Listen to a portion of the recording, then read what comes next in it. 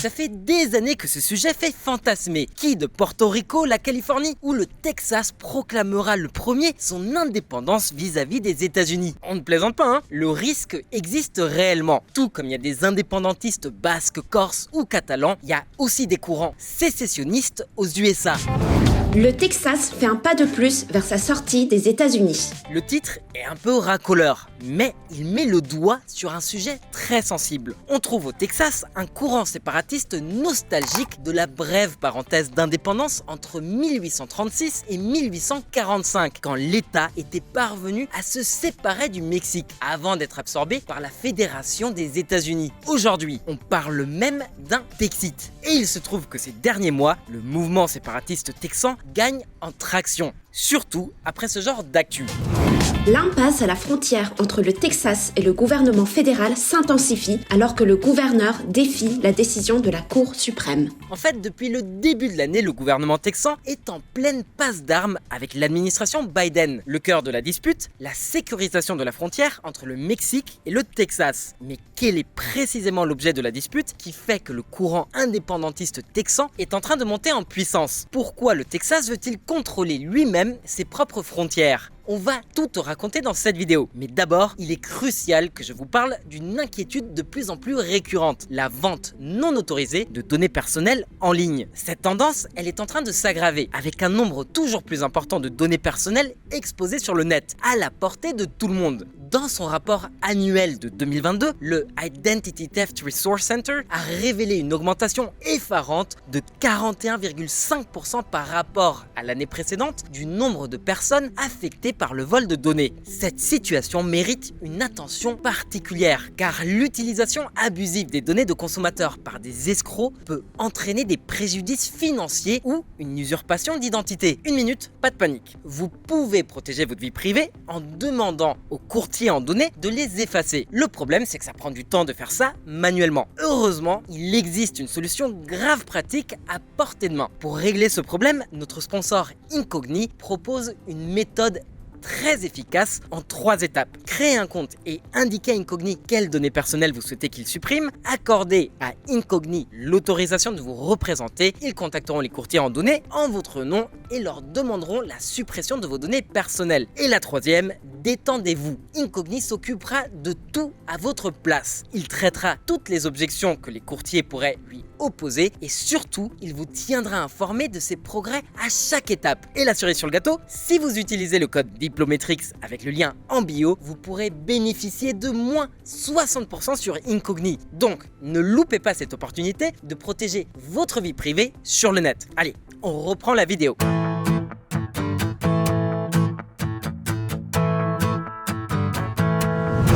Une frontière critique. La crise frontalière de ces dernières semaines est probablement l'une des pires de l'histoire des États-Unis. Entre janvier 2021 et décembre 2023, c'est-à-dire depuis l'arrivée au pouvoir de Joe Biden, la Border Patrol a intercepté plus de 6 millions de migrants. 6 millions, ça équivaut à la population du Danemark ou du Salvador qui essaierait d'entrer clandestinement aux USA et tout ce monde-là en moins de 3 ans. Face à une crise aussi grave, les autorités frontalières sont débordées. En décembre 2023, elles devaient traiter plus de 10 000 dossiers par jour. D'après le département de la sécurité intérieure, dans le même intervalle de temps, entre 1,5 million et 2 millions de migrants clandestins ont réussi à passer illégalement la frontière. Les républicains sont furieux et tiennent Biden pour responsable. Ils l'accusent d'exercer volontairement une politique d'immigration incontrôlée. Alors, est-ce que cette accusation est réellement crédible? Pas vraiment. Tant et si bien que sur la même période, le nombre de demandes d'asile qui ont été acceptées par les autorités nord-américaines a énormément augmenté.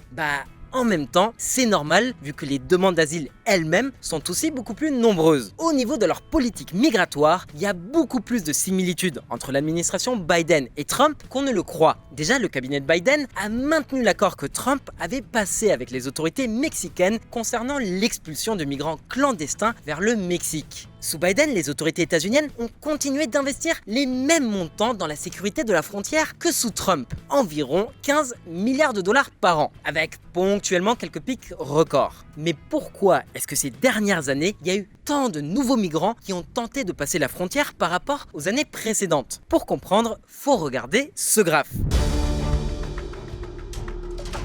En fait, l'Amérique latine s'enfonce dans une crise sécuritaire, humanitaire et économique toujours plus grave. La corruption, la violence et la pauvreté extrême affectent des millions de personnes au quotidien. Le Mexique, le Venezuela, le Guatemala, le Honduras, le Nicaragua et Cuba sont terriblement affectés par ces phénomènes. Dans le triangle nord, il n'y a que le Salvador qui s'en sort plus ou moins convenablement. Et d'autres pays dont on avait moins l'habitude d'entendre parler ont fini par céder face à la pression des organisations criminelles et à la précarité de la société. On pense par exemple à l'Équateur, dont on a très récemment parlé sur cette chaîne. D'ailleurs, c'est l'occasion de t'inviter à t'abonner, à liker et à partager pour ne pas louper les prochaines vidéos. On en sort 2 par semaine pour te parler de tout ce qu'il se passe ailleurs dans le monde. Bref, ces dernières années, ce genre de gros titres est de plus en plus courant. L'extrême pauvreté dans la région concerne jusqu'à 86 millions de personnes en 2021 en raison de l'aggravation de la crise sociale et sanitaire dérivée de la pandémie Covid-19. L'Amérique latine aux prises avec une nouvelle vague de criminalité.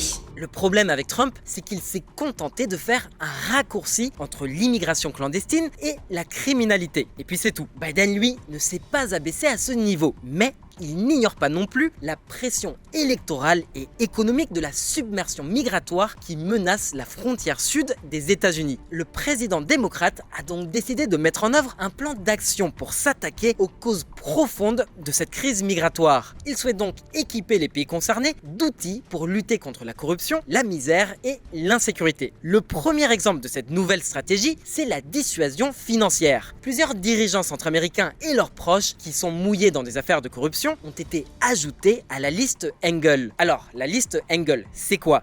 En fait, c'est une loi aux USA qui conditionne l'aide nord-américaine aux pays d'Amérique centrale à la lutte contre la corruption et pour le respect des droits de l'homme. Cette loi met surtout la pression sur les gouvernements salvadoriens, guatémaltèques, honduriens et nicaraguayens pour qu'ils prennent des mesures concrètes contre la corruption et les violations des droits de l'homme. Et ceux qui violent ces principes, ils sont sanctionnés par les autorités US. À part ça, on a aussi un programme d'aide de plus de 4 milliards de dollars que la vice-présidente Kamala Harris, responsable de la politique migratoire de la Maison-Blanche, a défendu bec et ongles devant le Sénat. Mais pour une partie de l'électorat, ces efforts sont une perte de temps et d'argent. C'est le problème avec la classe politique, mais aussi avec l'électorat. Dans cette ère de l'immédiateté, on s'attend à des résultats concrets et rapides. Or, ce genre de stratégie met du temps à produire des effets et les élections états-uniennes ont lieu tous les 4 ans. C'est l'un des rares avantages des régimes autoritaires qui s'accrochent au pouvoir. Ils peuvent mener des politiques quinquennales, voire décennales. Bref, pour revenir à la crise migratoire, les citoyens US veulent voir des résultats maintenant. Et les premiers concernés de par leur proximité géographique,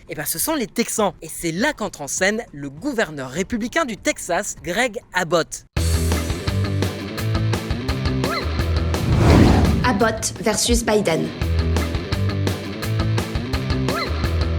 Vous vous rappelez de cette stat? 6 millions de migrants interceptés à la frontière US entre 2021 et 2023 60% d'entre eux ont été interceptés au Texas, les terres du gouverneur Greg Abbott. En fait, en 2021, Abbott a donné le feu vert à l'opération Lone Star, étoile solitaire. Dans la foulée, le gouverneur du Texas a déployé la garde nationale en renfort de la Border Patrol, en plus de quelques autres agences de sécurité publique. Ce faisant, le Texas a commencé à prendre des mesures qu'il jugeait nécessaires pour protéger lui-même ses frontières, comme par exemple en déployant une barrière de bouée agrémentée de lames dentées pour dissuader les migrants de traverser le Rio Grande à la nage. Et dernièrement, en décembre 2023, Greg Abbott a signé un décret qui autorisait la police texane à arrêter les migrants clandestins à la frontière. Jusque-là, rien de choquant me direz-vous. Soit, c'est le boulot de la ICE ou de la Border Patrol, mais passons. Ce qui est vraiment gênant dans cette histoire, c'est que la police police texane peut ensuite décider d'expulser ces migrants, alors qu'auparavant, il fallait attendre la décision d'un juge. Or, le contournement de cette règle par le gouverneur du Texas défie directement l'autorité du gouvernement fédéral. Quelques mois auparavant, en septembre de l'année dernière, la garde nationale texane avait déployé 70 000 rouleaux de barbelés le long de la frontière, toujours à la demande du gouverneur. Ces barbelés ont été installés sur la rive côté US du Rio Grande, qui sépare les villes frontières d'Eagle Pass et de Piedras Negras. Sauf que la Border Patrol, elle s'est plainte, considérant que ces barbelés lui compliquaient la tâche, notamment quand elle devait intervenir pour sauver des migrants qui se noyaient. Du coup, la Border Patrol a décidé de sectionner les barbelés que la garde nationale du Texas avait elle-même déployés. Furieuses, les autorités texanes ont attaqué l'administration Biden et la Border Patrol en justice, exigeant qu'elle arrête immédiatement de détruire cette barrière protectrice. Et ils ont eu gain de cause, Mais comme l'a si bien dit De Gaulle, ils ont gagné une bataille, mais pas la guerre. Le conflit entre l'État fédéral et l'État texan ne fait que commencer. Le gouvernement fédéral affirme que le Texas bloque la Border Patrol sur une section de la frontière et demande à la Cour suprême des États-Unis d'intervenir. Le ministère de la Justice affirme que les agents ne peuvent pas accéder à 4 km de frontière et à une rampe de sortie à Eagle Pass. Ouais, la garde nationale du Texas a totalement verrouillé l'accès à un parc de la ville d'Eagle Pass et a refusé à la patrouille frontalière d'y pénétrer. L'administration Biden a très rapidement réagi. Elle a démontré à la Cour suprême à quel point cet espace était important pour intervenir en cas de risque de noyade pour les migrants clandestins en difficulté. D'ailleurs, le 12 janvier, une Mexicaine s'est noyée avec ses 2 enfants. On a retrouvé leurs dépouilles sur les rives d'Eagle Pass. Sous la pression, la Cour suprême, très conservatrice, a concédé que la Border Patrol avait le droit de retirer les barbelés puisque sa juridiction s'étale sur l'ensemble des frontières du pays, même celle du Texas. Par contre, la Cour suprême n'a pas interdit à la garde nationale texane de continuer à déployer ses barbelés, ce qu'elle ne s'est pas privée de faire. Greg Abbott en personne a déclaré qu'il continuerait sur sa lancée. Bon, à l'heure du tournage de cette vidéo, la garde nationale texane n'a toujours pas autorisé à la Border Patrol d'accéder à la zone disputée à Eagle Pass. Le cabinet de Greg Abbott pense que la Border Patrol veut en faire un point d'accès informel pour les migrants clandestins. Le truc, c'est que Greg Abbott peut compter sur le soutien d'une personnalité politique de premier plan, Donald Trump. Lui, plus presque tous les autres gouverneurs républicains du pays. Même que certains d'entre eux ont envoyé des troupes de leur propre garde nationale pour venir renforcer celle du gouverneur texan. La situation est vraiment très délicate. La moindre étincelle peut mettre le feu aux poudres. Le Texas s'est toujours perçu comme une exception, un État voué à une destinée. Et ses récents déboires avec le gouvernement fédéral lui donnent des ailes alimentées par son désir d'autonomie. Si la situation se dégrade, il n'est pas inenvisageable que le gouverneur du Texas finisse par évoquer une éventuelle sécession. Alors, est-ce que c'est vraiment une issue réaliste? Est-ce que le Texas pourrait vraiment faire sécession des États-Unis? On regarde ça dans le prochain chapitre.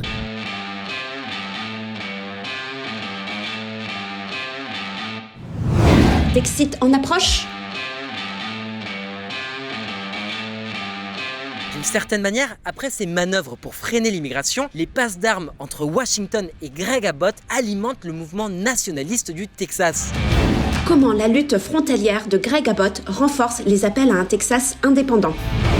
La confrontation entre le Texas et le gouvernement fédéral à Eagle Pass ignore les appels à la sécession et les craintes de violence. L'indépendance texane est l'un des rares mouvements séparatistes encore populaires aujourd'hui. La plupart ont disparu au lendemain de la guerre de sécession entre 1861 et 1865, mais quelques-uns ont résisté au temps. Alors, même si le Texas n'a pas joué un rôle de premier plan durant la guerre civile, il a quand même tenté de déclarer son indépendance en 1861 pour protester contre l'abolition de l'esclavage. Mais la victoire du Nord, l'Union, sur les États confédérés du Sud ont tué le projet dans l'œuf. Ça n'a pas empêché le Texas de développer une identité propre et très conservatrice.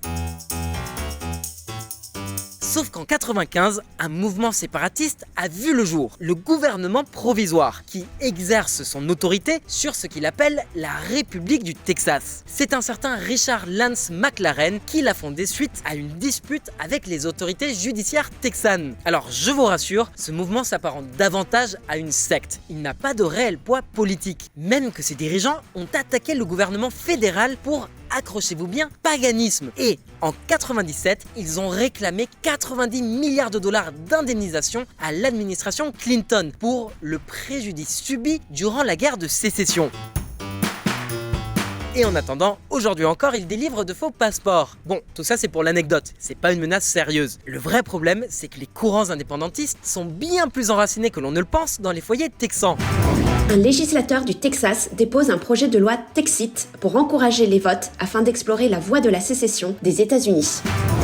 Daniel Miller et des membres du Texas National Movement ont remis 139 456 signatures au siège du Parti républicain à Austin. Miller a déclaré qu'il y avait 170 097 signatures au total, mais 30 426 ont été rejetées parce que certains formulaires avaient été mal remplis. Alors justement, quelle est la position du Parti républicain sur cette question? Bah évidemment, ça leur permet d'agiter la scène politique intérieure en faisant planer la menace d'une implosion du pays à cause de la submersion migratoire. Mais en même temps, le Parti républicain n'a aucun intérêt à promouvoir l'indépendance du Texas dans le débat politique. Sauf que le Super Tuesday du 5 mars approche, un événement au cours duquel plus d'une douzaine de grands États, dont le Texas et la Californie, vont organiser leurs primaires en vue des élections 2024. Le sujet du sécessionnisme texan devient donc éminemment sensible. En revanche, si le Parti républicain ne défend pas l'idée, il ne la rejette pas non plus. Le problème n'est pas tant de savoir ce qu'en pense le Parti républicain, mais plutôt s'il peut faire quelque chose ou pas à son sujet. Et la vérité, c'est que même si les républicains le souhaitaient, ils ne